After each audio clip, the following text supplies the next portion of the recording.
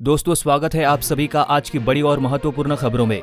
जी हाँ, अगली बड़ी खबर आ रही है। सोनिया गांधी ने लॉकडाउन के तरीके पर मोदी सरकार पर हमला किया है। जानेंगे खबर को विस्तार से। अगली बड़ी खबर जम्मू कश्मीर से आ रही है। दरअसल पूर्व मुख्यमंत्री महबूबा मुफ्ती समेत 3 नेताओं की नजरबंदी 3 महीने तक बढ़ा दी गई है, जिस पर उमर अब्दुल्ला ने बड़ा बयान दिया है। इस खबर को भी विस्तार से जानेंगे, लेकिन इससे पहले एक बड़ी खबर आ रही है जम्मू कश्मीर से। जम्मू कश्मीर के हंदवाड़ा में हुए आतंकी हमले पर अमिताभ बच्चन ने कही बड़ी बात। जानेंगे खबर को विस्तार से। लेकिन उससे बड़ी खबर आ रही है महाराष्ट्र में कोरोना वायरस के सबसे ज्यादा हमले बढ़ते देखकर स्वास्थ्य मंत्री डॉक्टर हर्षवर्धन ने दिया बड़ा बयान। दोस्तों, आज हम अपनी इस वीडियो में इन्हीं सभी महत्वपूर्ण खबरों के बारे में बताने वाले हैं, तो वीडियो को आखिर तक जरूर देखते रहिए ताकि आपसे कोई खबर मिस ना हो। और हाँ, हमारी इस वीडियो को लाइक करना बिल्कुल ना भूले। खबर को विस्तार से जानने से पहले जान लेते हैं देश में क्या है कोरोना का हाल। चीन के वुहान शहर से शुरू हुआ कोरोना वायरस का कहर धीरे धीरे लगभग 200 से ज्यादा देशों में फैल चुका है। चीन के बाद इटली और अमेरिका का हाल बहुत ज्यादा बुरा है। दुनिया में अभी तक 37,47,292 से ज्यादा लोग कोरोना संक्रमित हो चुके हैं, तो वही 2,58,962 लोग अपनी इस बीमारी के कारण अपनी जान गंवा चुके हैं। दोस्तों, बात अगर भारत की जाए, 49,391 से ज्यादा कोरोना संक्रमित मरीज पा चुके हैं, तो वही 14,183 लोग इस बीमारी से ठीक हो चुके हैं। लेकिन इन सब के बीच 1,694 लोगों की मौत हो चुकी है। भारत में महाराष्ट्र और दिल्ली जैसे राज्यों में सबसे ज्यादा कोरोना संक्रमित मरीज पाए गए हैं। अगली बड़ी खबर आ रही है कांग्रेस के अंतरिम अध्यक्ष सोनिया गांधी की कांग्रेस शासित प्रदेशों के मुख्यमंत्रियों के साथ बैठक की। नरेंद्र मोदी सरकार के द्वारा किए गए कामों को लेकर सोनिया गांधी थोड़ा सख्त हो गई है। इस बैठक में पूर्व प्रधानमंत्री डॉक्टर मनमोहन सिंह और पूर्व पार्टी अध्यक्ष राहुल गांधी समेत कई नेता मौजूद है। यहाँ पर सोनिया गांधी ने नरेंद्र मोदी सरकार पर निशाना साधते हुए कहा है कि 17 मई के बाद क्या होगा, लॉकडाउन के बाद क्या होना है, क्या मोदी सरकार के पास किसी तरह की कोई रणनीति है।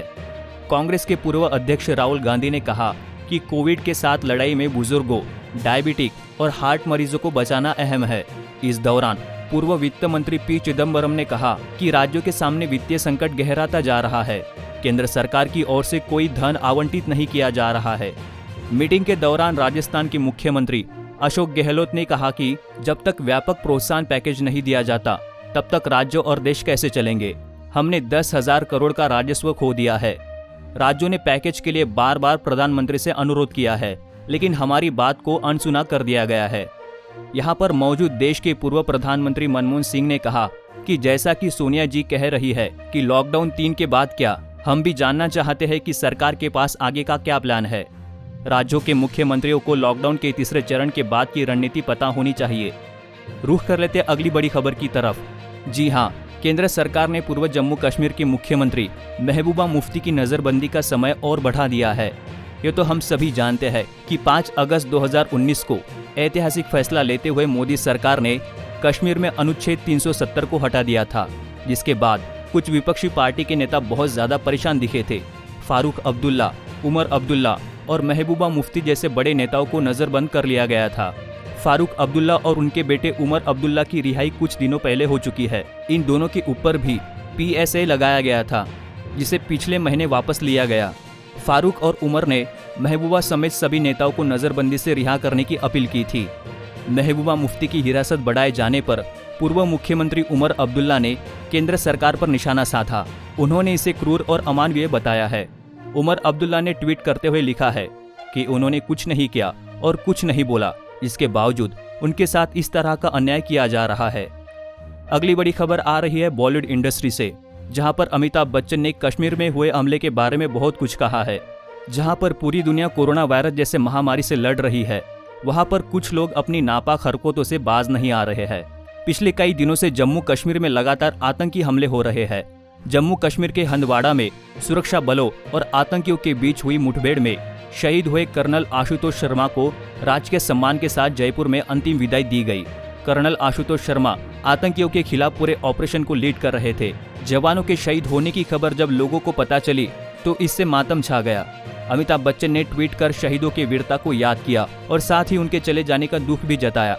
उन्होंने ट्वीट करके लिखा, हाल ही में हुए हमले में शहीद की दिल को छू लेने वाली तस्वीरें, साथ ही अफसरों के परिवार की सहने के लिए और जिक्र करने के लिए बहुत कुछ, बस उन पर गर्व है। जो किसी और इच्छा से परे है। जय हिंद और सलाम। सदी के महानायक अमिताभ बच्चन का ये ट्वीट इमोशनल करने वाला है। अमिताभ बच्चन के ट्वीट करते ही लोगों के रीट्वीट की बारिश हो गई। अगली बड़ी खबर आ रही है, स्वास्थ्य मंत्री डॉक्टर हर्षवर्धन ने महाराष्ट्र के नियम का किया बड़ा ऐलान। चीन के वुहान शहर से शुरू हुआ कोरोना वायरस धीरे धीरे पूरी दुनिया में पसारता चला गया। कोरोना वायरस भारत में भी तेजी से आगे बढ़ रहा है, जिसको देखते हुए केंद्र सरकार लगातार बेहतर कदम उठा रही है। कोरोना वायरस की अब तक के सबसे ज्यादा मामले में महाराष्ट्र में देखे जा रहे हैं। केंद्रीय स्वास्थ्य मंत्रालय के ताजा आंकड़ों के मुताबिक महाराष्ट्र में कोरोना संक्रमित मरीजों की संख्या 15,500 के पार पहुंच गई है। वहीं मुंबई देश का एकमात्र ऐसा शहर है जहां करीब 10,000 कोरोना संक्रमण के मामले हैं। एशिया के सबसे बड़े स्लम मुंबई के धारावी में कोरोना वायरस संक्रमण के 33 नए मामले सामने आने के बाद यहां कुल संक्रमितों की संख्या 665 तक पहुंच गई है। केंद्रीय स्वास्थ्य मंत्री डॉक्टर हर्षवर्धन ने कहा कि महाराष्ट्र में 36 में से 34 जिले कोरोना से प्रभावित है। मुंबई, पुणे, ठाणे, नासिक, औरंगाबाद, नागपुर और सोलापुर ज्यादा चिंता का विषय है। स्वास्थ्य मंत्री डॉक्टर हर्षवर्धन ने कहा कि देश के सभी जिलों को ग्रीन जोन बनाना है। हम महाराष्ट्र के सीएम से बात करेंगे। उन्होंने ये भी बताया कि नागपुर और औरंगाबाद में कोरोना के मरीज बढ़े हैं।